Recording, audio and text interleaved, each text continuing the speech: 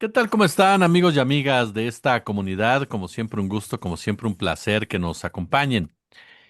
La Suprema Corte de Justicia vive momentos históricos, se renueva, llegan integrantes, no todos son nuevos, pero la mayoría de ellos sí, de ellas, y de repente nos topamos con una serie de notas, de acciones que distan mucho de estar hablando de la verdad y que buscan minimizar lo que se ha venido presentando. Una de ellas, particularmente el periódico Reforma, en donde se asegura que los ministros y ministras festejaron en un restaurante francés, cuestionando incluso el tema de la austeridad. Pero después Hugo Aguilar Ortiz, presidente de la Suprema Corte, dice, esa nota es falsa, nosotros no estuvimos ahí, estuvimos hasta la 1:30 trabajando. Algo con lo que coincide Loretta Ortiz, que también dice, pues yo no voy ahí, cuando quiero festejar me voy a un restaurante mexicano, porque no me gusta la comida francesa. Pero la nota sigue ahí y varios comentócratas ni siquiera la han borrado. Voy a platicar con mi querido Andrés Repper sobre este tema, de estas campañas negras que empieza a vivir la Suprema Corte de Justicia de la Nación. Mi querido Andrés, ¿cómo estás? Muy bien, Jesús, muy buenas tardes. Tema parece trivial, pero no lo es porque es justamente una raya más al tigre y una evidencia más del comportamiento del conservadurismo frente a estos cambios. Como bien dices, la profundidad, a final de cuentas, la reforma judicial cimbró al conservadurismo y cimbró a la derecha. Por eso esta reacción que desde un principio tuvieron de beligerancia en sus diferentes trincheras. Y ahora nos topamos con esta continuidad de una campaña negra que busca de una u otra forma ensuciar todo un inicio de una Suprema Corte golpeando el punto central, que es la credibilidad. ¿Cómo comienzas tú a valorarla? ¿Cómo comienzas tú a leerla?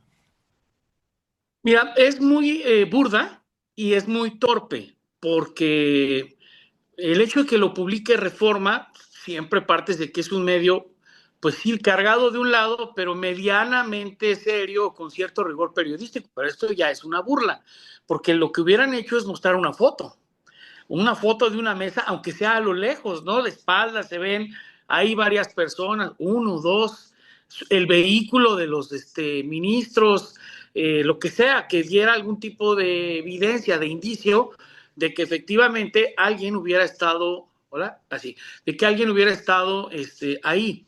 Y no lo hacen, entonces están escogiendo como siempre el peor de los caminos, cuando lo que pueden hacer es vamos a esperar cuáles son los primeros acuerdos de estos ministros, que también los están sustentando, que también los están fundamentando, cómo se comportan en las sesiones.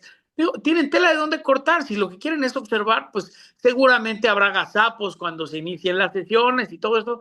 Pueden precisamente recrear su inquina en estas cosas que seguramente irán pasando inevitablemente, pero no inventar algo tan burdo, porque nadie se los creyó y siguen. Hoy la reportera de Proceso le avienta una pregunta a la presidenta respecto de que si vale o no la pena investigar las cuestiones de las denuncias electorales, de las campañas de los ministros. Eso ya pasó, es ensuciar a la Corte, esa es la consigna. Ahora vamos a ensuciar a la Corte, esta nueva Corte que está hablando que es democrática, que está formada por personas honorables, por un presidente de origen indígena, que es una vocación muy juarista, que por cierto tuvo un discurso maravilloso en su apertura, y dicen hay que mancharlo, porque la nota general es que todo empezó con el pie derecho, entonces había que ensuciarlo. Es una estrategia de guerra sucia muy, muy elemental de las campañas, estilo las que dirige o en un momento dirigió Al-Raki o los asesores españoles que venían, es busca algo para mancharlo, como decía Andrés Manuel, lo que no mancha tizna, y afortunadamente en esta ocasión es muy grotesca la intentona, porque el propio presidente hasta se ríe, le dice, no hombre, estuvimos trabajando hasta la 1:30. Pues claro, tenían que preparar los acuerdos que anunciaron al día siguiente. Fue una jornada, además, ahora sí fue una jornada extenuante. Entonces, creo que era el momento apropiado para que él se los dijera y que no le diera la mayor importancia. Así como que, es falso. O sea, como diciendo estas cosas no nos hacen mella. Entonces, sí, me parece, es una evidencia más de lo errático que es la campaña que han decidido iniciar para el denuesto de esta nueva institución. Cuando hablamos de la campaña siempre pensamos que hay más allá, ¿no? Sí. La derecha reconfigurándose, la derecha golpeando, entramos a ese barril, parecería de repente sin fondo de provocaciones, pero ¿qué es lo más preocupante? Más allá de estas personas que presentan las informaciones y las notas, los grupos empresariales, los personajes que están atrás. A final de cuentas, la Suprema Corte entra con un mandato literal de la gente y siendo muy claros, muy específicos de analizar el tema de los impuestos de uno de los principales varones de los medios de comunicación, como es Ricardo Salinas Pliego, que además, tú lo sabes, ya anda hablando de quererse lanzar para el 2030. Eh, la derecha va a lanzarse con todo en contra de esta Corte. ¿Cómo se defiende esta Corte? ¿Cómo se defenderán los ministros y ministras? Y cómo también los ciudadanos que votaron por ellos tendrán que defenderlos de este tipo de andanadas. Sí, bueno, primero hay que identificar bien la estrategia. No nada más es acusarlos de frívolos. Esto es solamente una muestra, un botón de cómo está empezando esta campaña. El objetivo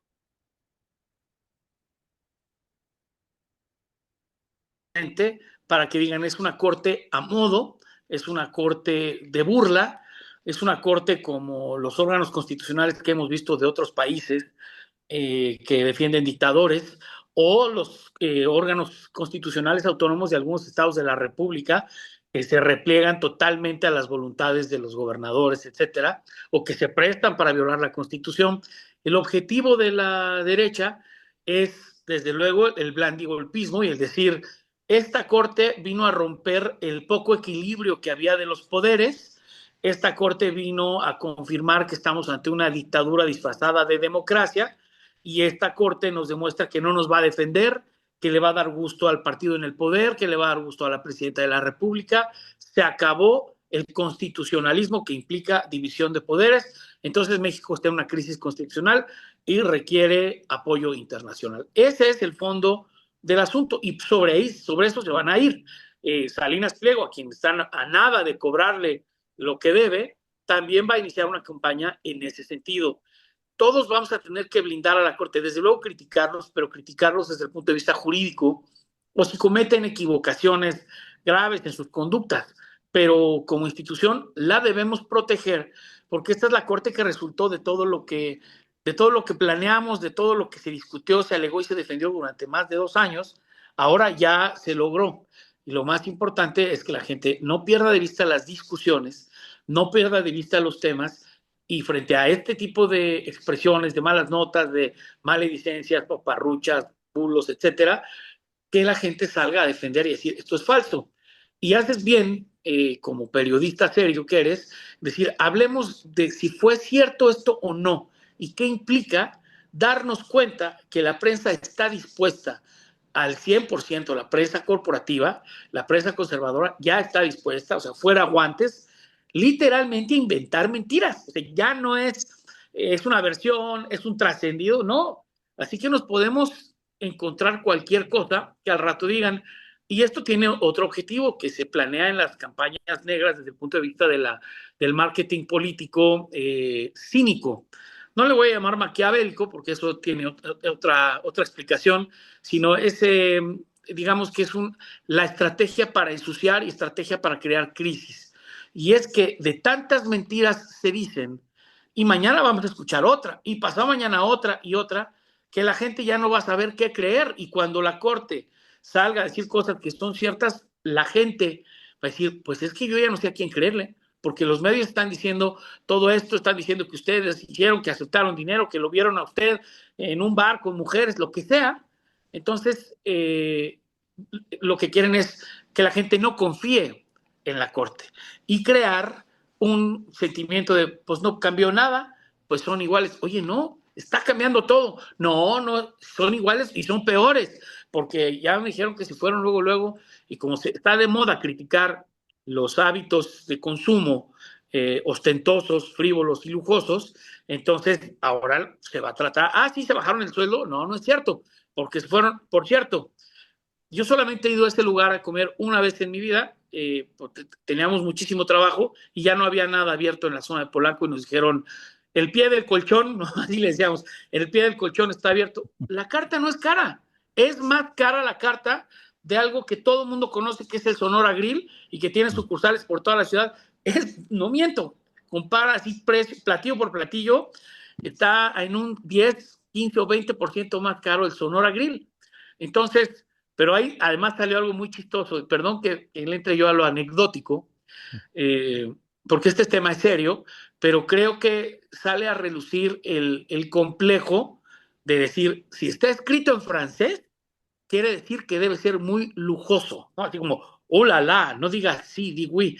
¿Por qué? Porque se hubieran podido meter a otro restaurante mexicano que fuera caro, ¿no? Hay uno en Polanco muy famoso, creo que se llama Santa Clara o Santa, no sé qué, que hasta hay mariachis, carísimo, y les hubiera salido muy caro y si era un restaurante mexicano, no, pero el chiste era decir un restaurante francés como para decirle a la gente, se están burlando de ti. Y como saben que el círculo rojo y el activismo de izquierda no se lo cree, ellos ya tienen medido el tiro de escopeta y dicen, ¿quién sí se lo cree? Pues a lo mejor las tías de WhatsApp, a lo mejor los que trabajan para empresas que no les interesa informarse, que lo que buscan es que los desinformen, que les den municiones para su diatriba de sobremesa. Entonces, pues el trabajo se multiplica para los simpatizantes y para los activistas de izquierda que nos gusta comunicar, que nos gusta defender las decisiones que creemos justas y pertinentes de este movimiento para explicarlo. Así que no está de más, es de hecho muy pertinente que se hable no de la anécdota de si fue un restaurante o no, sino de esta intención, anticiparla y que la gente esté lista, preparada y que espere que sucedan estas cosas y que siempre espere que haya una reacción espejo para ir aclarando estos temas. La Corte solita lo irá aclarando. También lo que quieren es distraer a los ministros para que en un momento dado se rebajen a la discusión, los quieran agarrar en una entrevista banquetera y agarren a uno de ellos de mal humor y entonces lo hagan decir alguna cosa, un comentario poco comedido, de déjenos en paz, lo que sea. O sea, es un acoso sobre los nuevos ministros. No les interesa el Tribunal de Disciplina, no se van a meter ahí, su objetivo es la Corte. Tampoco el Tribunal Electoral porque es demasiado técnico, no le entienden, no se van a meter ahí, se van a meter en contra de la Corte. Desde luego, el ministro presidente será su principal objetivo, la ministra Lenia Batres, por supuesto, las ministras que provienen de la anterior integración, que pudieron ser candidatas y ganaron, se van a ir a atacarlas, van a buscarles en los currículums algún antecedente, ¿no? Si alguien trabajó en otra institución o si tuvo relación alguna vez con alguien de otro sexenio, etcétera. Preparémonos porque como no saben atacarlos por el lado jurídico ni por el argumento político, porque es plenamente justificable y legítimo, entonces se van a ir en el ad hominem, a descalificar, a destruir el símbolo del que todos estamos muy orgullosos. Bueno, lo hemos visto en las redes, ¿no? Burlándose que si Quetzalcóatl, que estás en los cielos, digo, pues si son dos, Jesucristo, Mohamed, o Quetzalcóatl o Cuculcán, son deidades, son cosas imaginarias que parten de la fe de las personas.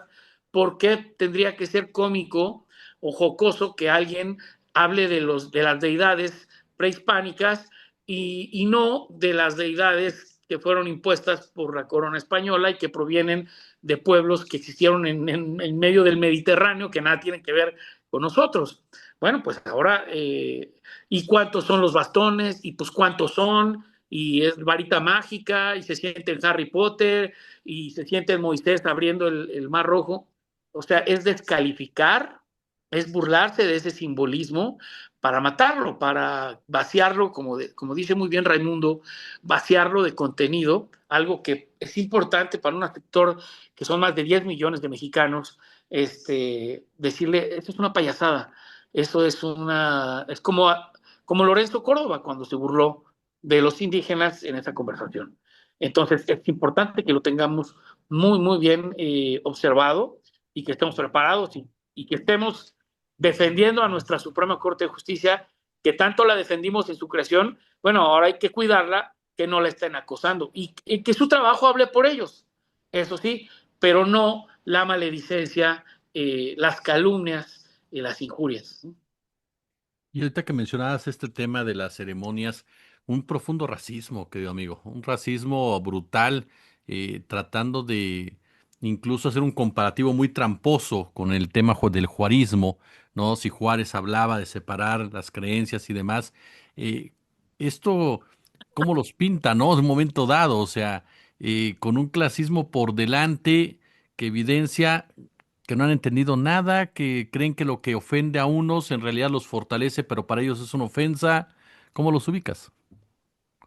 Sí, es una actitud de troleo deshonesto, de una falta de consideración, de una falta de respeto a sus compañeros, hermanos mexicanos, porque se alimenta su venganza simbólica, porque ya perdieron todo, pero ahora nos vamos a burlar de sus atuendos, nos vamos a burlar del sombrero y de la camisa del ministro presidente.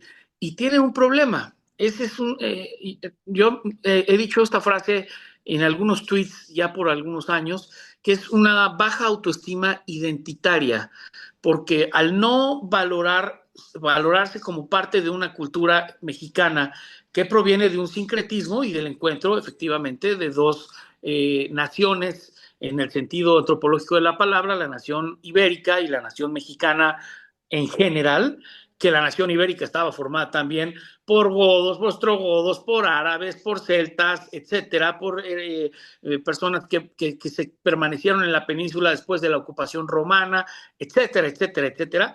Eh, esta fusión de culturas, pues es para celebrarse, no es para renegar de ella. Estamos hablando en lengua española y el rescate del respeto a los símbolos de los pueblos originarios no significa un rechazo a lo que hoy somos, es una incorporación, es decir, no dejo de ser mexicano, mexicano mestizo, mexicano contemporáneo, por incorporar esto que también es parte de mí, lo llevo en la piel, en el color de la piel, en la comida que consumo, en los nombres, en la lengua que uso para designar lugares, objetos, alimentos, formamos, o sea, es parte de nosotros.